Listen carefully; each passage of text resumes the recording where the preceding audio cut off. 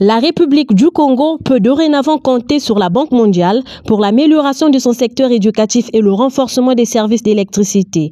Les deux parties ont scellé un accord allant dans ce sens ce 4 juillet en marge de la conférence internationale sur la forestation et le reboisement qui se tient du 2 au 5 juillet à Kintili.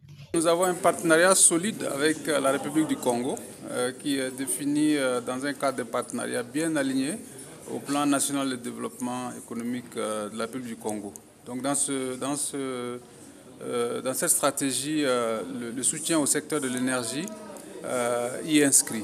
Donc c'est cela qui se matérialise aujourd'hui à travers la signature d'un accord de 100 millions de dollars des États-Unis pour appuyer les efforts du gouvernement à faciliter le transport de l'énergie électrique depuis Pointe-Noire jusqu'à Brazzaville, aujourd'hui qui pose problème, qui est, on nous l'a dit, la source des nombreux délestages. Donc nous sommes heureux de contribuer à cet effort-là.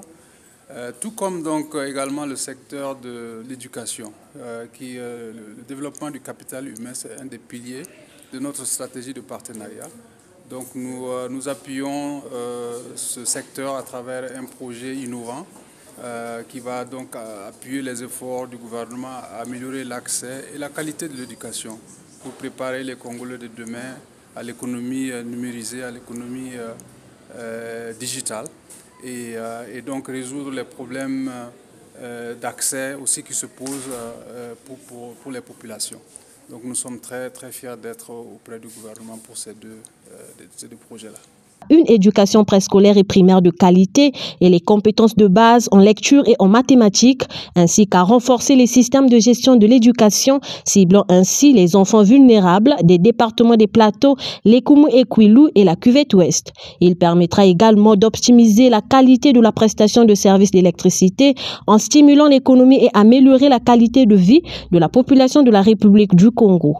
Le premier porte sur le secteur de l'électricité et va donc permettre au Congo de résoudre une épineuse question, celle du transport de l'électricité entre Pointe-Noire et Brazzaville.